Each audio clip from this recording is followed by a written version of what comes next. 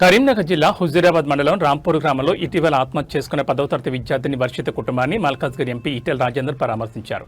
ఆయన మృతురాలి కుటుంబ సభ్యులను కలుసుకుని ఈ ఆత్మహత్యకు దారితీసిన కారణాలను అడిగి తెలుసుకున్నారు. ఈ సందర్భంగా ఎంపీ ఈటెల రాజేందర్ ప్రభుత్వ నిర్వహణపై తీవ్రస్థాయిలో మండిపడ్డారు. ప్రభుత్వ రెసిడెన్షియల్ పాఠశాలలు గొప్ప ఆశయంతో ప్రారంభించిన ప్రస్తుతం ఉన్న ప్రభుత్వ నిర్లక్ష్యం కారణంగా వాటి నిర్వహణ సరిగా లేదని ఆత్మహత్యల విచారణపై ఆయన మాట్లాడుతూ ప్రభుత్వ హాస్టళ్లలో ఆత్మహత్యలు జరిగినప్పుడు అధికారులు కేవలం తూతుమంత్రంగా విచారణ చేస్తున్నారు తప్ప లోతుగా కారణాలు తెలుసుకోవడం లేదని విమర్శించారు.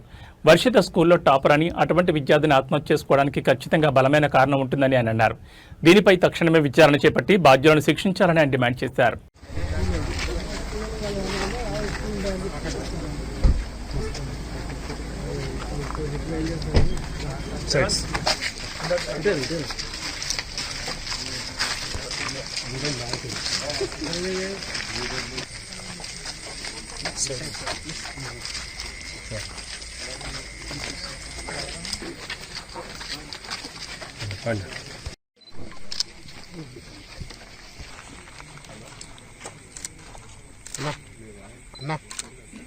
అన్నా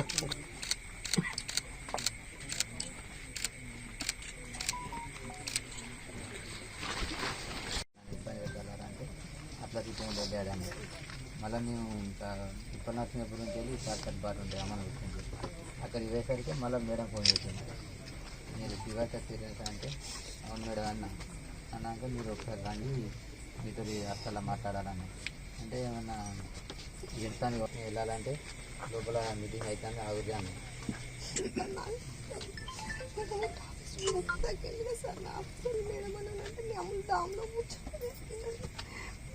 అక్కడ ఎంత మంది ఉన్నారు మేడం అంటే అక్కడ మీటింగ్ అవుతుంది అని అన్నారు. తర్వాత 10 minutes మేడం మా అమ్ములు మీ అమ్ములు డాబ్లోనే ఉందమ్మా, మీ అమ్ములు ఇంటికాడ ఏమన్నా చెప్తున్నా మీతో ఏమన్నా మాట్లాడింది అమ్మ అంటే అదేం లేదు మేడం మా అమ్ములు బాగానే వచ్చింది మంచిగా ఉన్నదని అన్న తర్వాత ఇలా ఫోన్ చేసిండు నాకు బయట నుండి 20 నిమిషాలు అవుతుంది లోపలికి పోయి అకేమైనా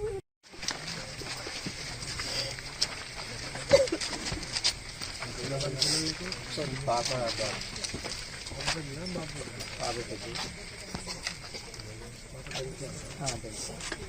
హైదరాబాద్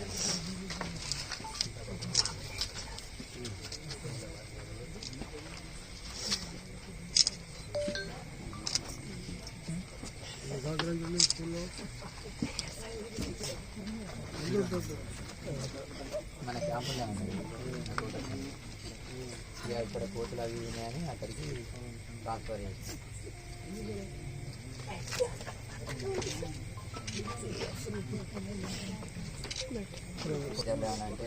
గవర్నమెంట్ రెసిడెన్షియల్ స్కూళ్ళల్లో గతంలో ఉన్న హాస్టళ్ళు తక్కువై వేలాది మంది పేద మధ్యతరగతి పిల్లలు చదువుకుంటున్నారు.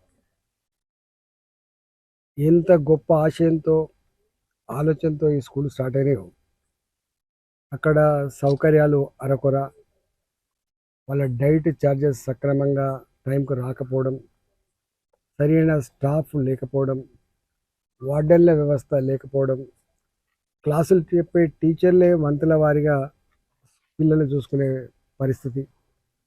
ఇవాళ అనేక రకాల సమస్యలు ఉన్నాయని చెప్పి గతంలో అనేకసార్లు మాట్లాడినాం మేము.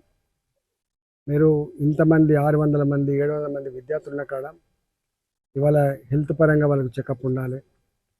పిల్లలకు మానసికమైన ఒత్తిడి నుంచి రిలీఫ్ అయ్యేటువంటి సైకియాట్రిస్టులు అప్పుడప్పుడు పిల్లలతో ఇంటరాక్ట్ కావాలి. టీచర్లకు జాగాలో వార్డెన్లను పర్మనెంట్గా వేయాలని చెప్పి మేము చెప్పేది. కానీ ఏదేమైనా ఇవన్నీ lack of coordination, lack of facilities వల్ల పిల్లలు అక్కడక్కడ ఇవాళ ఆత్మహత్య చేసుకోవడం జరుగుతూ ఉంది. ఈ ఆత్మహత్యలు జరిగినప్పుడు తూతూ మంత్రంగా ఏదో ఎంక్వైరీ అని చేసి ఏదో పిల్ల మానసిక స్థితి బాగాలేదనో వాళ్ళ మీద నెట్టే ప్రయత్నం చేస్తుంది తప్ప దీని కారణాలను లోతుగా అన్వేషించలేకపోతున్నాం. మేము అంటున్నది ఇవాళ శ్రీ వర్షిత రాంపూర్ అమ్మాయి, వాళ్ళ నాన్న పేరు తిరుపతి.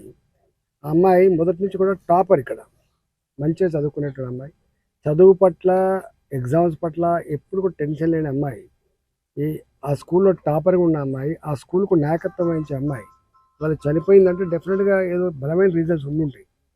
ఆ బలమైన రీజన్స్ని ఎంక్వైరీ చేసి ఇవాళ దానికి ఏమైనా బాధ్యులైతే తప్పకుండా శిక్షించి రాబోయే కాలంలో హాస్టళ్లలో ఇట్లాంటి పరిస్థితి సూసైడల్ యాటిట్యూడ్ ఈ భయానకమైన వాతావరణం ఉండకుండా చూడాల్సిన బాధ్యత ప్రభుత్వాల మీద ఉంటుంది.